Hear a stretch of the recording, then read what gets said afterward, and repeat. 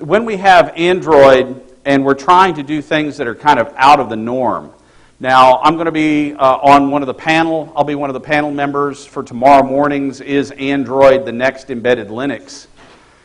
And you'll kind of get the feeling for my particular perspective on that when we talk about the ADK. So we're doing a quick look at Android with respect to USB. We'll look at this thing called an Arduino, how you interface Android to the Arduino, as well as other products, as it turns out, and then interacting with the ADK, terminating here with a demo. So unfortunately, we only have so much time here, so I'm going to have to make some assumptions that you understand things like intents, broadcast receivers, and things of that sort. So as we go through some of this discussion, we'll kind of blaze through some of that. This was originally part of a half-day tutorial that as I started looking at it, it's like, well, I only have 50 minutes, so there's no way I'm going to be able to cover all this stuff. So let's see what we can do about cutting it back into something manageable in the time. And then if you're interested, please send me an email, and I will send you the whole presentation that has everything in it, including the Java source code and the Android source code and how you make the two things connect with each other. So we will have a couple of things that we'll be showing you both in C++ and in Java. So I hope that at least you have some sort of passing familiarity with those two languages. Now, in 2011, Google introduced something at Google I/O called the Open Accessory Development Kit, which they referred to as the ADK. Now, this was part of a much larger kind of ecosystem that Google is working on called the Android at Home Framework Initiative. And the basics between Android at Home are you would walk into your house with your Android phone enabled, and because you were now within the confines of the house, sensors would have detected that you entered the house, automatically turned on the lights, automatically turned the TV on and tuned it to the channel that you like to watch when you come home from work, start the coffee pot, do whatever it is it's supposed to do, automatically turn on the air conditioner or the the furnace, depending on what time of year it was, and would have already gotten the house ready for your arrival before you even got there. That's the idea behind Android at Home. And what we're seeing now, of course, is a big push to eliminate IR remote controls. The consumer electronics industry is pushing to do that, moving over to an RF-based type of controller. So your Android phone would then also be enabled with that type of radio so that you could then, from your Android device, basically control everything inside of the house. Now, that's the goal, and it's really Android enablement of the Internet of Things. So this means, however, when we talk about the Internet of Things, we talk about sensors that go beyond what we find in the typical phone. We'll find, in the typical phone, we'll find accelerometers, gyroscopes in some cases. We will find, but we will not find barometric pressure sensors for the most part. We won't find pulse width modulation control techniques. We won't find analog inputs. We won't find analog to digital converters. There's a lot of things that are sensors that in the embedded space we would love to have, but are not typically equipped on an Android phone. So the goal for the ADK is to be able to extend the Android environment with something that easily supports all of those other interfaces, I2C, SPI, TWI, et cetera, et cetera, et cetera. So originally, when this was introduced in 2011, they had one primary platform, and that was the Arduino Mega 2560. Now, we'll show you some pictures of some of this stuff here in just a moment. But the Arduino Mega 2560 is a completely open source piece of hardware. And because it's completely open source, the parts are available from Atmel. It turns out there are tons of clones of this kind of hardware. I have even seen one Arduino literally made on a piece of paper. They just soldered a couple of wires to it's called a Paperduino. You literally solder a couple of wires and the dip part onto the piece of paper, and you've got a working computer. I mean, these things are really easy to make because they're all open source. Basically, you have nothing that you would be a barrier to entry. And even though we're using kind of a commercial off-the-shelf board for the demonstration, you don't have to use COTS parts. You can build everything you want into one component. They subsequently expanded that. In the first release, they said, hey, it's going to be Arduino 2560. And then the folks from Microchip Inc. said, hey, well, wait a minute, what about PIC? What about PIC24, PIC32s? And they go, oh, well, really the accessory development kit is a specification for a protocol. As long as your device speaks the protocol, then there's no reason why you couldn't have any arbitrary part talking to Android. Now, there is some base information for the ADK that can be found there at that particular web link. It does get into some details about which devices are supported and how you go about hooking them up. So, with 2012, in June of 2012, Android had their Google I/O 2012 here in San Francisco, and they introduced an update to the ADK protocol, protocol version 2. With protocol version 2, they added support for the ARM Cortex-M3.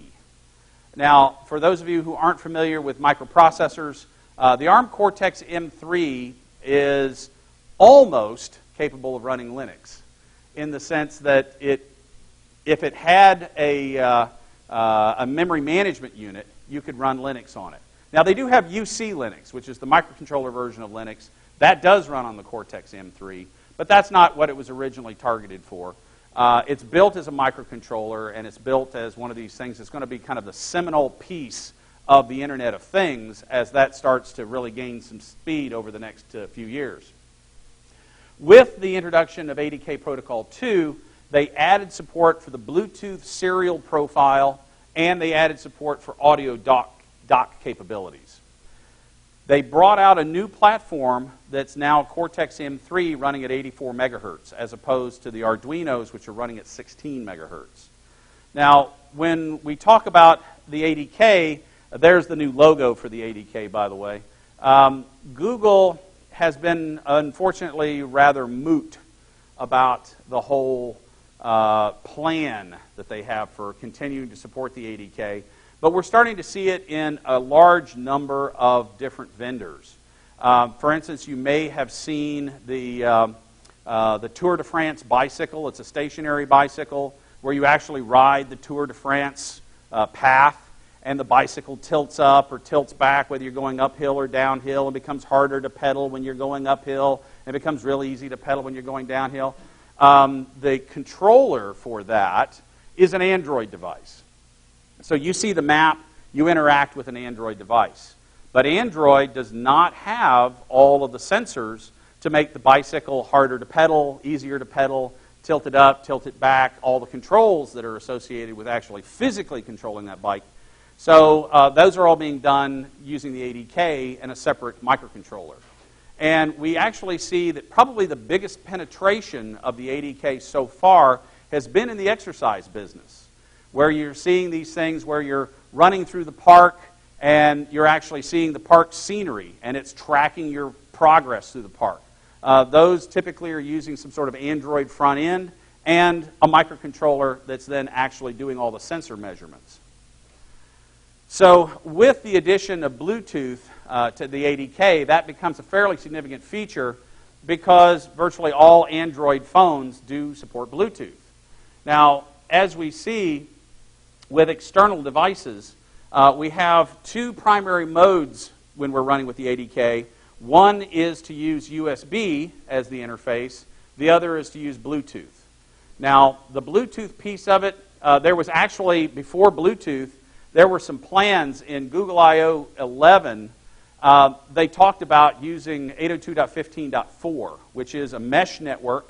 And this mesh network is Zigbee, Z-Wave, those kinds of things, all set on top of 802.15.4. We're also starting to see 6LoWPAN, which is IPv6 over low-performance wide area networks. That is also coming for 802.15.4. But the reality is that most Android devices aren't equipped with that interface yet. So even though they showed a demo that used that interface, that really hasn't come into any significant deployment at this point. So right now, the primary focus for the ADK is Bluetooth and USB connectivity. Well, USB connectivity represents a bit of a problem for Android. Since 1.5, we've had USB support for Android, but that has largely been Android as a device rather than Android as a host. So you can plug Android into your PC. Your PC would detect it as a mass storage device or a media player, what have you. It would then automatically load the drivers and everything would all be taken care of. And Android isn't driving the boat there. The PC is driving the boat. So in the case of the ADK, we saw a circumstance where we actually started to see some devices in the Android ecosystem that were enabled as USB hosts. For instance, the NVIDIA Tegra-based Asus Transformer tablets did have USB host capability. But USB host capability is not universal across all Android devices. Even today with ICS and Jelly Bean, it's still not universally accepted. So we can't make the assumption that any arbitrary Android device is capable of being a USB host. This means that we have to make assumptions about what we plug into the Android device to make sure that the thing that gets plugged into the device is, in fact, a USB host, and we operate in the mode that all Android devices are capable of, and that is USB target or USB device. So, some interesting problems associated with that, because it means that the accessory kit has to run in an accessory mode as far as Android is concerned. So that was supported natively in Honeycomb, and later there was actually a backport that was done to Gingerbread. And so certain devices like the Google Nexus 1 did in fact have support for this accessory mode. And when you plug a device in accessory mode, the operating system automatically detects the device. And when it detects the device, it pops up a dialog that says, hey, you just plugged in an accessory. What do you want me to do with this? Do you want me to go ahead and launch the application? Or do you want me to go find an application for this thing? So the idea is you plug in the device, and as soon as you make the connection, Android automatically detects it, loads the software, and starts the application running. That's the goal. And they've done that reasonably well if you take a look at how the protocol's been implemented. But our issue is, how do you have USB host and USB devices?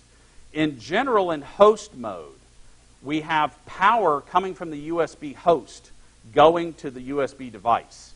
So if we're running, say, a Honeycomb platform or an ICS platform, and we plug in a keyboard into the tablet, and it detects the keyboard, well, that's because the tablet is powering the keyboard. The tablet, in that case, is the host, and the keyboard is the device. But unfortunately, since most Android platforms don't support that mode, it means that when you plug the device in, the device has to supply power to the Android device, to the phone or the tablet, which means technically that when you plug in your little bitty card, your card is technically charging the Android device. And the card becomes the host, and the Android device becomes the device, the target. So it's a little backwards when you think of this little bitty microcontroller, 8-bit microcontroller, is really running the show for a quad-core ARM processor. That's a little backwards, but that's what they had to do in order to make it compatible across the Android product line. So with the 2012 ADK release, they also added another capability, which was simultaneous ADB and accessory mode support. In the first release of the protocol, you could run ADB across the USB, or you could run the accessory mode across the USB. You couldn't run both. With the 2012 release, the protocol version 2, they've added the capability of being able to run simultaneous ADB session and accessory mode, which means we can reach in with our debuggers from Eclipse and debug the application that's running on the Android device as it interacts with the physical devices that we're controlling, servo motors, controllers, and that kind of thing. So there was also another connection that was added, which was a TCP connection. So if you had Bluetooth or Wi-Fi enabled on your microcontroller, you could actually talk to it through Bluetooth or Wi-Fi. So another capability. So it's just trying to give us more options for being able to do communications. We know the USB connector. We know how all that works, but there are other opportunities. We don't, for instance, in hard real-time control, we don't want to be putting a lot of control traffic over the same network as our data traffic. So we want to be able to separate the debugging traffic from the actual thing that we're controlling. So in those kinds of cases, it's good to have additional facilities, and that gives us the ability to do an ADB logcat. All the rest of the tools that we're used to using in Android should just work over the network connection. So the thing that we're communicating with is this thing called an Arduino. Now, I'm going to focus on the Arduino. As I said, there's the Yo-Yo board from SparkFun, which is a PIC24 based. There is now the Arduino Due, which is a 32-bit ARM Cortex-M3. All of those are available. We'll talk a little bit more about them as we get further into the material here. But the idea was, with the Arduino, it was actually developed at the Institute of Design in Ivrea, Italy. And they were building this as an adjunct to another project called the wiring platform. The idea was, at the Institute of Design, they are primarily artists. But they're artists who want to have LEDs, and they want to have little controller motors, and they want to be able to do kinetic sculptures, and they want to be able to do all this cool stuff that requires actuators and controllers and LEDs and circuits, and they aren't electrical engineers. So how do you enable someone who does not understand electrical engineering or software development, for that matter? How do you give them the ability to use microcontrollers and electrical components like LEDs and transistors and servo motors? How do you enable that? Well, what they did was they came up with an open source concept called the wiring platform. And with the wiring platform, it gives you the necessary understanding through a set of Lego-like building blocks to be able to construct very complex devices from very simple building blocks without being an electrical engineer. And I find that a lot of computer scientists typically like the Arduinos because it's something that we can easily work with. Many of us, even though we've got a degree in computer science, we didn't pay much attention in those electrical engineering classes, if we took them at all. And so, unless you're a ham radio operator or somebody who's forced to work with the electronics, most computer scientists don't know anything about LEDs and resistors and which end of the LED is the cathode and which end is the anode. We don't know that. So this environment gives us all of the ecosystem that we need to have to be successful in creating relatively complex circuits. So because it's trying to make things easily accessible to artists and designers, they really focused on trying to make this dirt dumb simple. And that's one of the significant reasons why Google picked this environment in order to try and focus the ADK.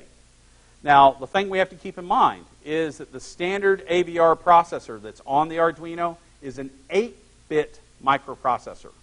I mean, we're talking going back to the 1970s here, and not having a whole lot of memory, not having a whole lot of program storage to work with. So this is not something you're going to be running Java on. The language that they use on the Arduinos is a derivative of C++. It is basically C with classes. Now, as it turns out, the compiler that they use for this environment is the GNU compiler. It's the GNU AVR compiler.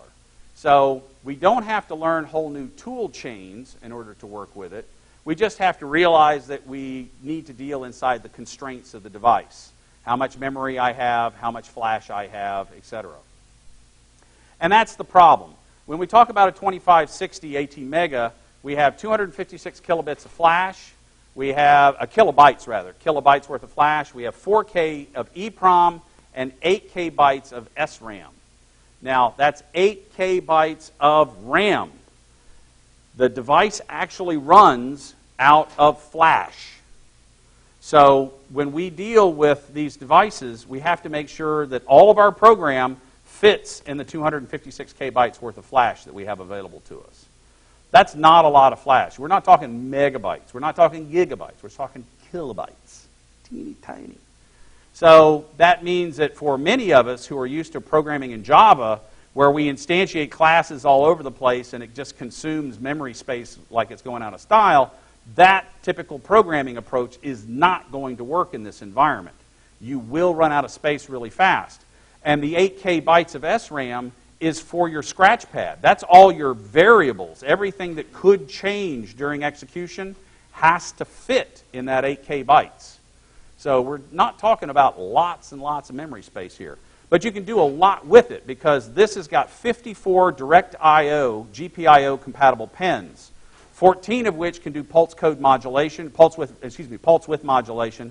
We got 16 analog inputs, 4 UARTs, and a JTAG interface. It also has support for I2C, SPI, and TWI. So we see that accelerometers, magnetometers, compasses, gyroscopes, a lot of these devices all have either I2C or SPI bus interfaces on them. Try to get an I2C interface out of your Android phone. There's no place to plug I2C in the Android phone, nor SPI, nor TWI, or any of these other interfaces. So this gives us a capability that we just don't have in the Android environment. It does have a 16 megahertz clock and a USB interface.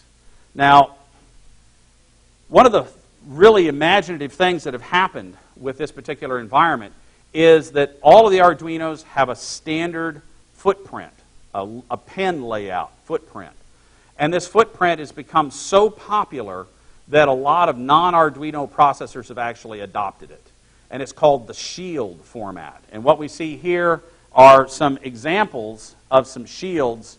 There are about 250 different shields that are currently being manufactured for the Arduinos. And they range anywhere from, you see that this is an LED, LCD panel up here. They have power line modems. They have motor controllers. They have Bluetooth, XB, 802.15.4 interfaces out the wazoo, joysticks, you name it, SD card interfaces, GPS interfaces. All of these things have been built into these Arduino Shield form factors. And as long as the shields don't conflict with each other over which pins they use, you can stack shields on top of each other.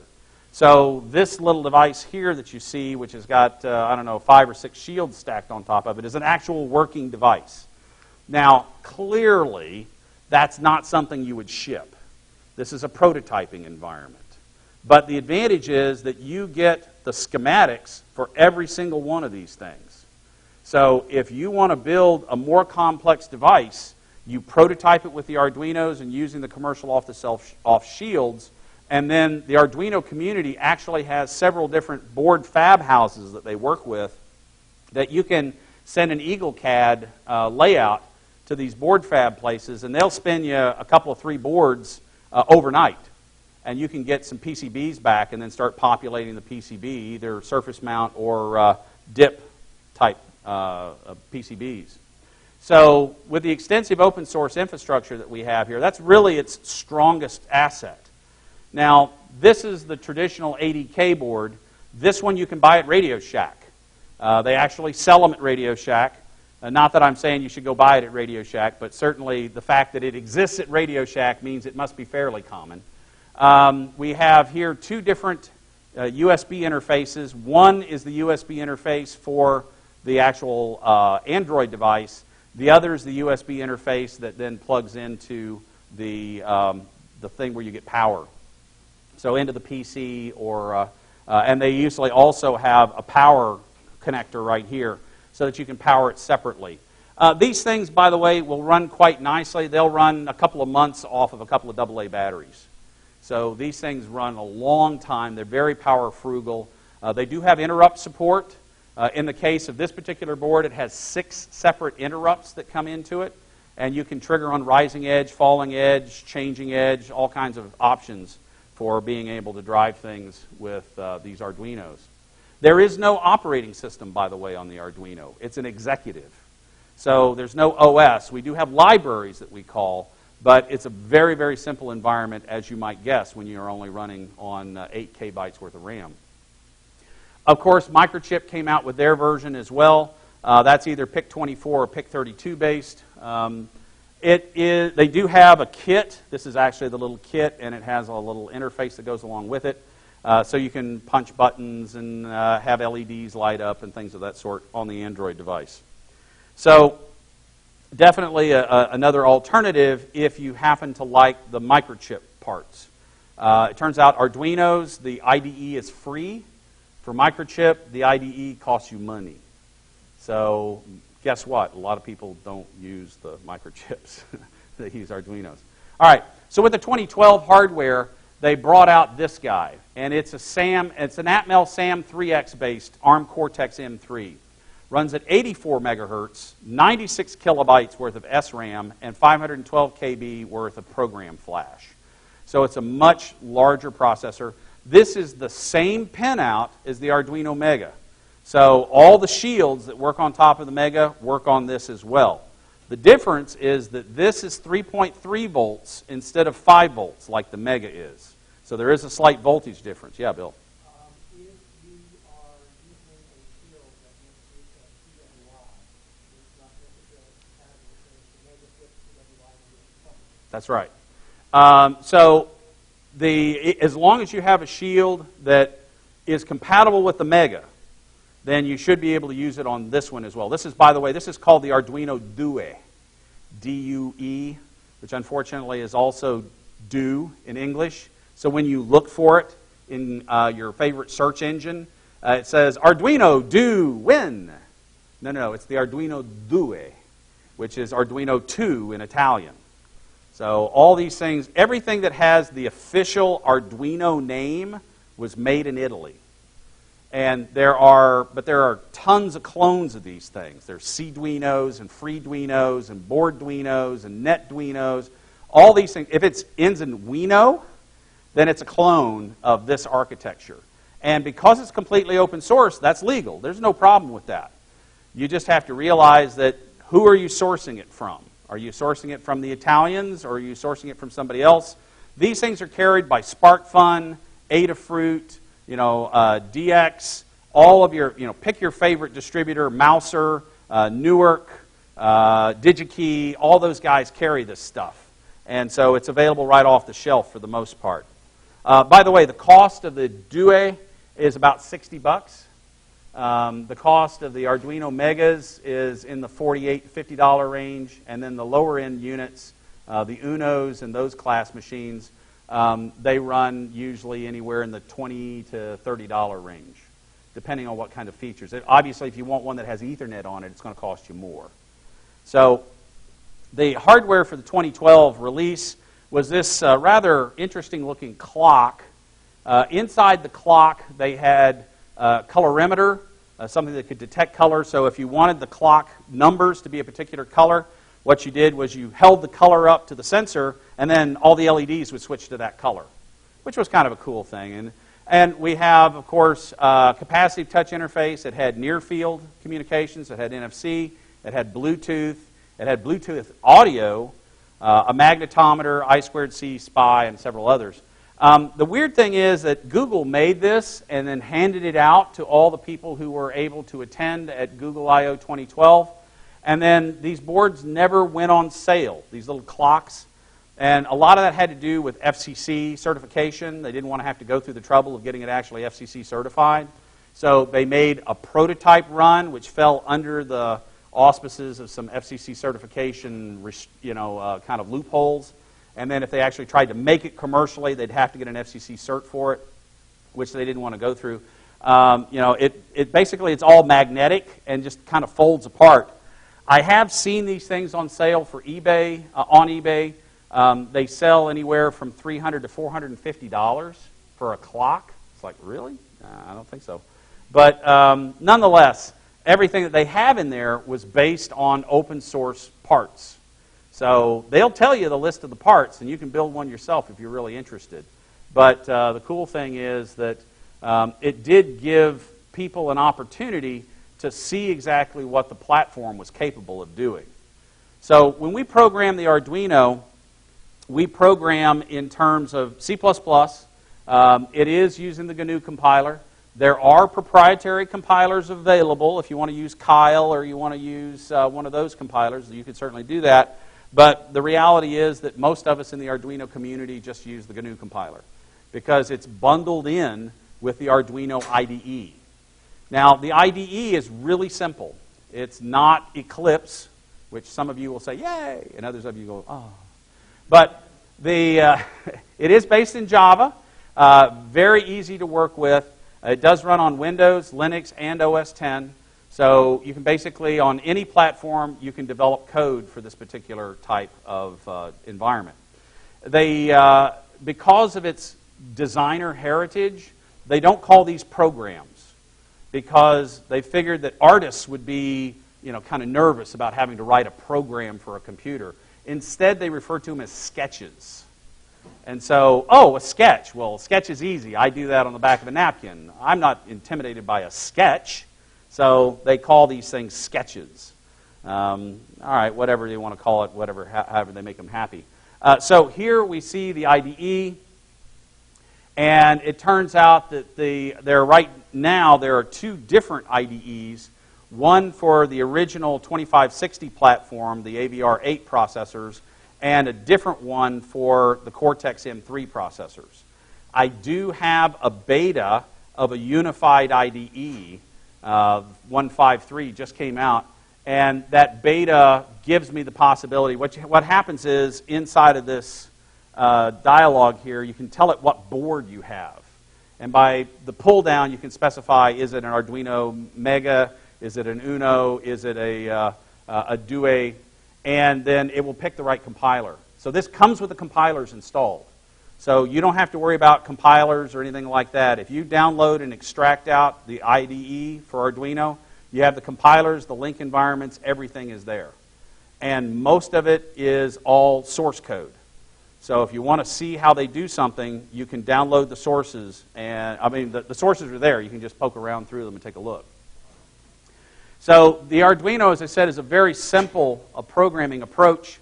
We have two required pieces of the Arduino code. We have a setup program that then tells the pins on the device whether they're an input or an output, whether they're PWM or digital IOs, whether they're analog, whatever. It describes which directions the IO happens on the pins. And then you drop into a loop. And the loop's just a grand executive. It just sits there and runs forever. You can have interrupt service routines that it supports.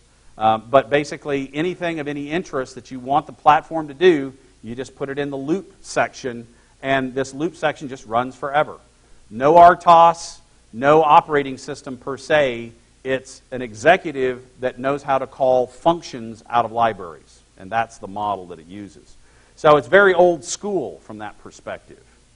To install the Arduino IDE, we go out to arduino.cc and go to the home page, and then it says, oh, you're running Windows. You want to download this version. You're running Mac OS. If you do have the Due, then you can pull down the latest and greatest, which is the 153 IDE release. That supports both environments. I've just started testing with it, so I can't tell you how reliable it is.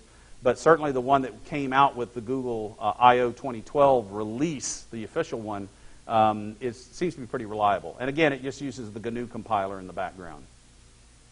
So when we're working with the ADK, we have to think in terms of writing two pieces of code. We have the C and C++ piece of code that sits on the board, and then we have the Java piece of code that runs on the Android device. Now, of course, you can write the Android code in Java, or you can use C and C++ with the NDK. So if you have something that is really high speed and you can't afford the overhead of the Java framework, then by all means drop into the NDK, and the NDK is also enabled with the same protocol. So we can do everything completely in C++ on both the Android device and the Arduino if necessary. Unfortunately, we don't have a whole lot of time to look into that, but we'll, if you send me email, I'll be happy to send you the full-blown presentation. So, for the most part, especially for gingerbread and honeycomb-type devices, you go into the Android device, you go to Settings, Applications, Development, and Enable USB Debugging. This turns on the USB and activates the accessory mode. That is not required for ICS and later. ICS and later, it automatically knows that you've plugged in an accessory. So honeycomb and gingerbread, you had to turn on USB debugging because that was the first implementation. That was the 2011 Protocol 1 implementation. Now we're talking with Protocol 2 implementation with ICS and Jelly Bean. That's not necessarily required anymore. But of course, if you want to run ADB and the accessory at the same time through a hub, now you do have to turn on the ADB debugging there. Of course, you got to make sure you get the right cable. And that, of course, is in and of itself kind of an interesting challenge because these cables, we have USB on the go, you have USB Type A, Type B, Micro B, Mini Bs, and each one of the individual implementations might be slightly different. So it just so happens that some manufacturers may have used a USB B type connector, and others may use a USB Micro. You just have to look at the board and go, oh, okay, I know what kind of cables I need to get in order to make this successful.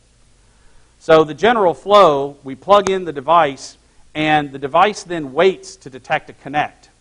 So when it gets a connection request from the Android side, there is an interchange that says, this is my identification, this is my user ID, well, not my user ID, but my device ID, my product number, my version number. That gets transmitted to the Android device. The Android device then uses that to be able to look up to see whether it has a broadcast receiver that has registered itself to be able to receive this request.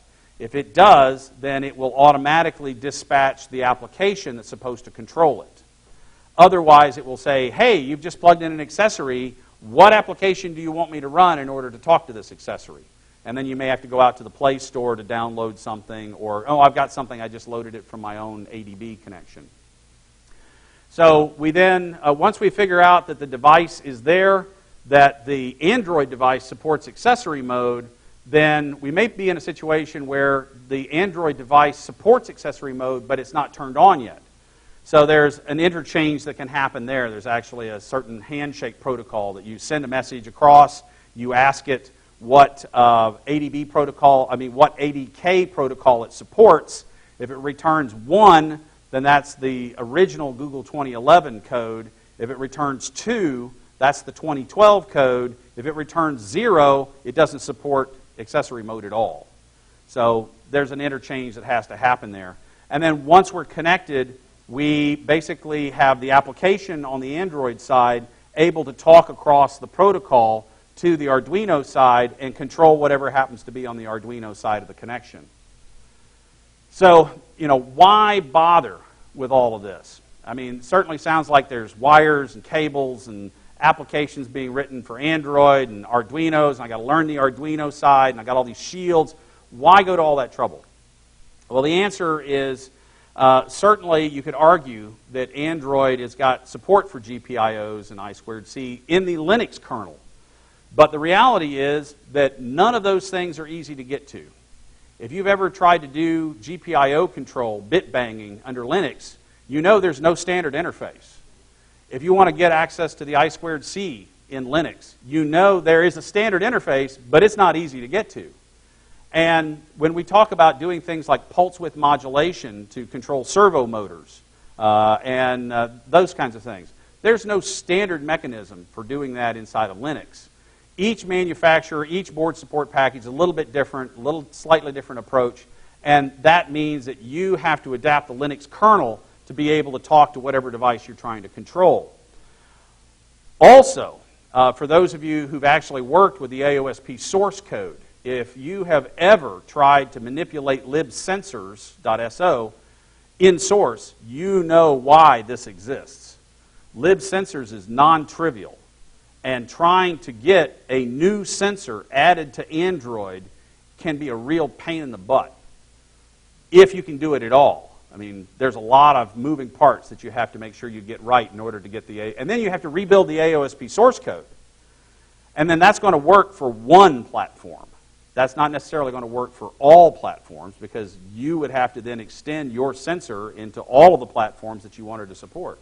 That's not trivial to do. So the ADK doesn't require any modification of the AOSP source code. So I don't need to mess with lib sensors. I don't need to mess with the kernel. I don't need to do any of that stuff. I just simply write the application on the Java side for Android. I write the application for the Arduino. I plug them together. It automatically detects, fires off the application, and I'm good to go. You do not need to root your Android device, which is another distinct advantage of this. So this should work with just about any Android device you want to plug in. Arduino, of course, supplies analog to digital converters, digital analog converters, and all the rest of the interfaces that we've talked about up to this point. In the case of the standard Arduino, it's a 10-bit ADC, so it does 10-bit resolution. In the case of the Arduino Duos, they're 12-bit ADCs. So 12-bit ADCs and DACs. So you've got both digital to analog and analog to digital. So the advantage, of course, the real advantage that we have for something like this is because the Arduino hardware is open source, if we start thinking in terms of Android as an embedded operating system, then we have to think in terms of all of the interfaces that we need to communicate with. Whether we're in industrial, we're in automotive, all of these environments have got external interface requirements that Linux could do, Android could do, if I was willing to go in and modify the AOSP source code. And again, that's not a trivial thing to do. If you've ever tried it, you know what I mean. So there's unfortunately a lot about Arduinos that we haven't been able to cover. There are tons of books. I mean, if you go out to Amazon, you'll find probably 30 different books on Arduinos, ranging from 50 projects for the Arduino evil scientist. I mean, there's just tons of books, lots of boards. It really is an environment that lends itself to being able to experiment. And that's really its key thing. Arduino is a prototyping environment. You don't actually ship commercial Arduino boards in your product.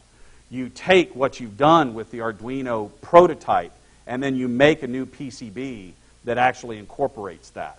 As a matter of fact, I've seen plans for a Raspberry Pi that has Raspberry Pi and an ATmega chip on the same motherboard. So we're going to start seeing a lot of those kinds of things because the Arduino environment is so easy to work with and has been so well debugged by the community that it just makes a lot of sense to be able to plug in and just run. So, of course, with the new Bluetooth capability, they have Bluetooth 4 and Bluetooth Low Energy profiles. So that's going to be another distinct advantage that we'll end up with, being able to embed microcontrollers and things and then run them through Bluetooth Low Energy. So for the Internet of Things, where we're talking about distributed thermostats, light controllers, and things of that sort, you'll be able to then reach out and control all of those from your Android device using Bluetooth Low Energy. So now that we've got just a couple of minutes left here, let me go ahead and do a demonstration. Of course, as I said, you make an offering to the demo gods in the morning, and hopefully they will smile upon you, and the demo will actually work. What I have here is an Arduino Mega, and on this is the actual demonstration board from Google I/O from 2011.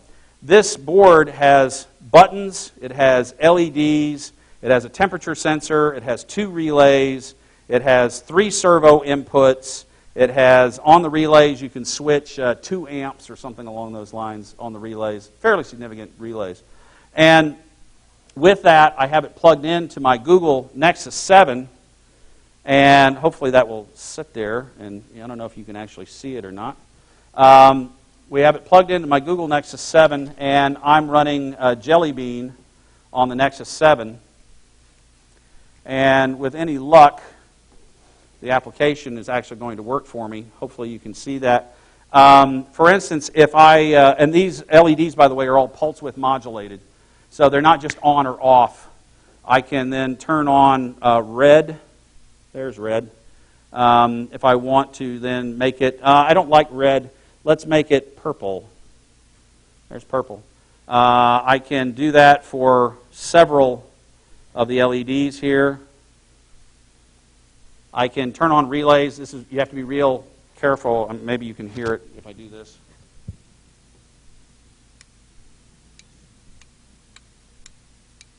There's a little clicking. Those are relays being energized.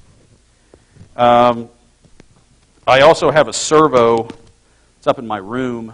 I don't have the servo with me here, obviously. And so this little application, when I plugged it in, it automatically popped up a dialog that said, you've just plugged in an accessory. Is this the application you want to launch? And so it makes an association inside of Android between that accessory and a particular application. And with that association, it then asks the user, is this the thing you want to launch every time this application or this particular accessory is plugged in? So you ask the user for permission, and then every time that accessory is plugged in, it automatically launches the application and pops up and starts running. So this one also, I can tell you that it is currently about 22 degrees centigrade in this room. It has a little temperature sensor here. And if I hold my finger on the temperature sensor, there it just jumped up to 24. So it gets a little, starts getting warmer. And I can also tell you that the light sensor is indicating about 5% of light in this room. And when they just opened that door, it went up a little bit there. Just jumped up to about 6. So, I mean, these are the kinds of sensors that you can do with Android through the ADK that didn't require me to write anything other than an Android application to be able to talk to the device on the other side of the ADK. No lib sensors, no changes to the kernel, nothing like that. And you plug it in, and it just works. So there we have it. My time